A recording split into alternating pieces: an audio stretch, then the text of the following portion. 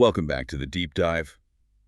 Today, we are opening up a topic that is really foundational to surgical recovery.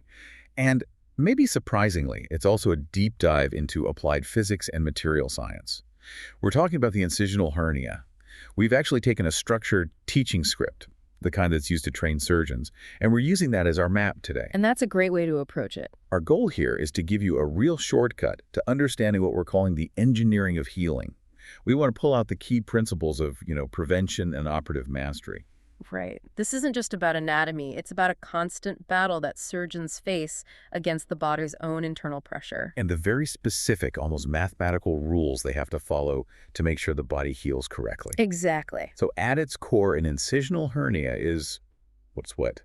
It's the protrusion of contents from inside the abdomen, right? Yeah. Usually intestine or fat. Yeah, pushing through a hole, a defect that appears at the site of an old surgical cut. The key concept here, the thing to really hold on to, is that this is the definition of a failure of fascial healing. It is a critical failure, and you need to understand why this matters so much. When a surgeon closes that incision, they're not just stitching skin. They are, for all intents and purposes, acting as a structural engineer. Trying to build something that can last a lifetime. Yes, trying to create a closure that can withstand the dynamic, relentless pressure from inside the abdomen for the rest of that person's life. So let's unpack that structure. When we talk about the abdominal wall, what layers are actually providing the real strength? Because I know there are about 8 of them, but I'm guessing the skin isn't doing the heavy lifting. You are absolutely right. No. Listing all 8 layers, skin, fat, muscle, fascia, it can get a bit tedious. But the real structural strength, the scaffolding that stops your organs from pushing out, rests almost entirely on 2 deep components. Okay. The rectus sheath and the transversalis fascia. Everything else is really just padding or covering. If that fascia fails to fuse back together strongly, the whole closure fails. And it's not just what you close, but where you cut in the first place. Correct. It seems like the line of the incision can kind of predetermine the risk of failure. It does. A midline incision, so one running straight down the center, it offers the surgeon the easiest access. But it comes with a much higher hernia risk. And this is because of poor vascularity, poor blood supply, along that white line, the linea alba. So the tissue just doesn't heal as well there. It doesn't heal as robustly. It's why surgeons often prefer, when they can, a transverse or a paramedian incision. Cutting across the muscle fibers just leads to a much stronger, better vascularized closure when it's all said and done. This brings us straight to the physics involved. I mean, if you think of the abdomen as a pressurized cylinder, you have to talk about the law of Laplace. Yes, the law of Laplace is the mechanical hurdle that surgeons are constantly fighting against. In this context, it tells us that the tension on the wall is proportional to the radius of that cylinder. Put simply, the bigger the abdomen. The bigger the abdominal circumference, which usually means central obesity, the higher the continuous tension placed on that midline closure. Surgeons are trying to close a defect that is already under stress, and that stress just increases with a cough, a laugh, or even just sitting up. Wow, that makes the whole process sound incredibly precarious. So let's go down to the microscopic level. If the surgeon manages the pressure perfectly, why does the healing still sometimes fail? What's going on inside the wound? Well, the failure is often a problem of quality control, you could say, on the biological construction site. It's driven by a breakdown in collagen, which is the body's main structural protein. The rebar of the body. A good way to put it. During compromised healing, we see a lot of increased activity of these enzymes called matrix metalloproteinases, or MMPs. And MMPs, those are the microscopic wrecking balls you mentioned before we started. Precisely. They are necessary for remodeling tissue, but if they become overactive, they tear down the new collagen faster than the body can lay it down. The result is a fundamentally weak scar. And you can actually measure this weakness, can't you? Something about the ratio of different collagen types. You can. It's scientifically quantified by a diminished ratio of collagen type I to collagen type 3. And why does that specific ratio matter so much? Think of it like this. Collagen type I is like structural steel. It provides incredibly high tensile strength. Collagen type 3 is more like scaffolding or a temporary mesh. It's weaker. I see. In a healthy, strong scar, you have a very high ratio of type 1. In a failed scar, one that's prone to herniating, you have far too much of the weak type 3, which just can't hold up against that constant Laplace tension. Okay, so we have pressure from the outside, and we have poor material quality on the inside. Let's look at the factors that push the body into this failure mode. The sources are very clear about what the patient and the surgical team can introduce. The list is long, but we have to highlight the single greatest surgical risk factor, and that is wound infection. Infection, number one. Number one, by a mile. An infection introduces massive inflammation, it disrupts the entire healing cascade, and it sends MMP activity through the roof. It basically dooms the fascia to failure. Then you also have technical issues like placing drains through the main incision line or having to do an emergency surgery, which often just means less than optimal conditions. And on the patient side, it really sounds like their systemic health is everything. We always hear about obesity and smoking, but how do things like diabetes or taking certain medications physically compromise that collagen repair process? That is the deeper insight. Take smoking. Nicotine is a potent vasoconstrictor. So it clamps down on the blood vessels. Severely, it compromises blood flow to the healing tissues. And less blood flow means less oxygen, fewer building blocks reaching the wound. You're essentially starving the healing process. Okay, what about something like diabetes? With diabetes mellitus, poor blood sugar control inhibits the function of fibroblasts. Those are the cells responsible for actually making the collagen.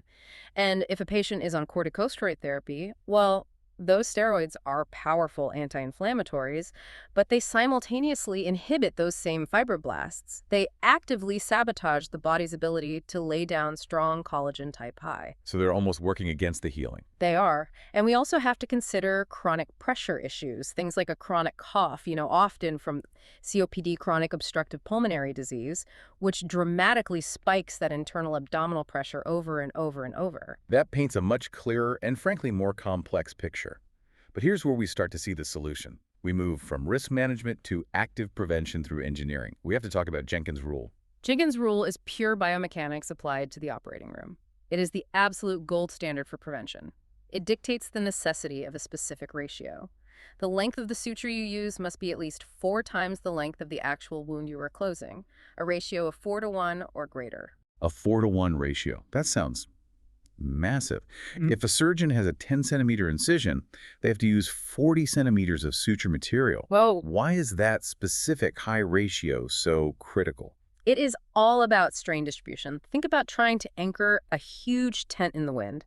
If you use just one short tightrope, all that strain concentrates on one spot and the anchor point just rips right out of the ground. Right? But if you use many longer ropes, distributed widely, which is what the 4.1 rule forces you to do, you spread that same force across a huge surface area of healthy fascia. It's like a rock climbing analogy. You distribute the load across multiple anchors to prevent a single point of failure. Exactly. And that distribution principle translates directly into the required surgical technique, the small bites technique. You have to take small, precisely measured stitches, about 5 to 8 millimeters from the wound edge, and space them every 5 millimeters. So no big, wide, spaced out stitches. No. If you do that, you immediately violate the 4.1 rule, you concentrate all the tension, and you pretty much guarantee a higher recurrence rate. And what about the actual material? For these closures, why is the preferred material a slowly absorbable monofilament? What's the problem with older materials, like multifilaments? The choice of material ties directly back to our number one risk factor, infection. A multifilament suture is like a braided rope. It has a huge surface area and all these microscopic gaps between the threads. Perfect hiding spots for bacteria. Perfect harbors for bacteria to colonize, turning the suture itself into a source of infection. A monofilament, like PDS or Maxin, is one single, smooth strand. It offers minimal surface area for bacteria to stick to, and that significantly reduces the infection risk while still giving you the long-term strength you need. That's a crucial insight. It's material science and infection control rolled into one. So let's transition now. Despite all this prevention, a failure happens. The patient comes back with an established incisional hernia. The goal shifts from prevention to operative mastery. What's the standard diagnostic tool you need for planning that repair? Well, a general ultrasound can confirm that a hernia is there, but the CT scan is the gold standard. It is absolutely mandatory for preoperative planning, especially for any large hernia. What does the CT tell you that the ultrasound doesn't? It gives the surgeon precise, three-dimensional information, the exact size of the defect, what's inside it, the quality of the surrounding muscle and fascia. This anatomical map is crucial for accurately classifying the hernia using systems like the European Hernia Society or EHS classification. And once you have that map, surgery is the definitive treatment. If the hole is over 2 centimeters, it's time for a mesh repair. So what's the modern preferred strategy for placing that mesh? We've learned a lot over the years. We know that putting the mesh right on top of the muscle, which is called an onlay, or just stuffing it into the defect, an inlay, leads to high recurrence and discomfort. So where does it go? The modern gold standard is the sublay or retrorectus mesh repair. It's often known as the Rivstapa technique. Okay, what makes that sublay placement so much better?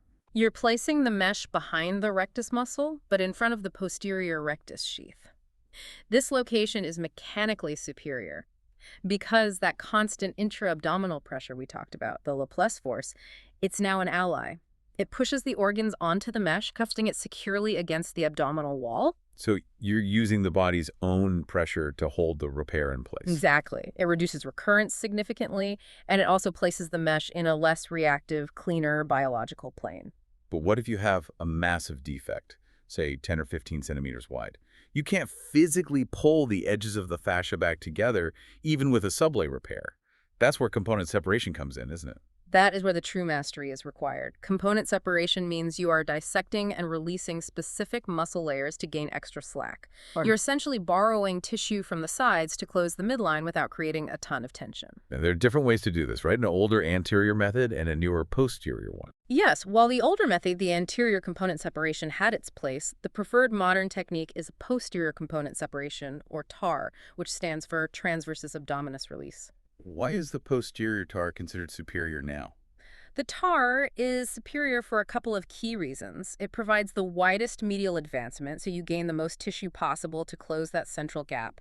And it also allows for excellent wide coverage of the mesh in that optimal retrorectus position. It's really a game changer for large, complex abdominal wall reconstructions.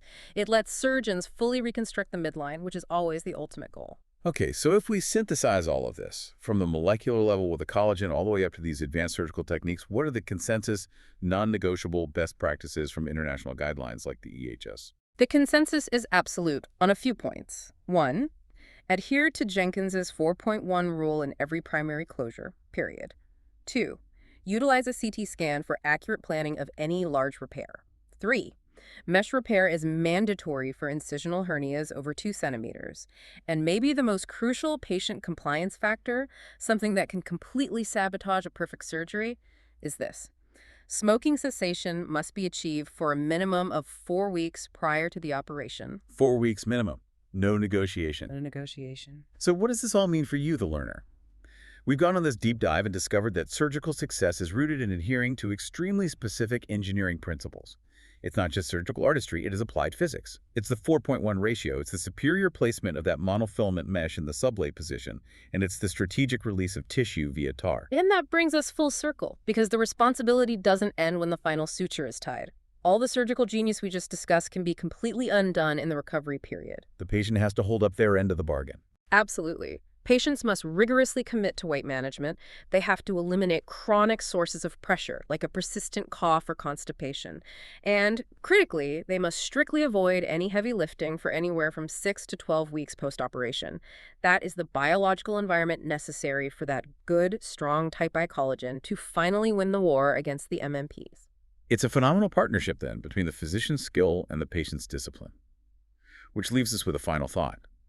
If the law of Laplace dictates how much continuous, unavoidable tension the body naturally places on that closure, how fundamentally does adherence to Jenkins' 4.1 rule act as the ultimate biological insurance policy? Simply by distributing that unavoidable tension across a field of tissue 4 times larger than the defect itself. It really makes you realize that the most successful medical outcomes often come down to simple, powerful, applied physics.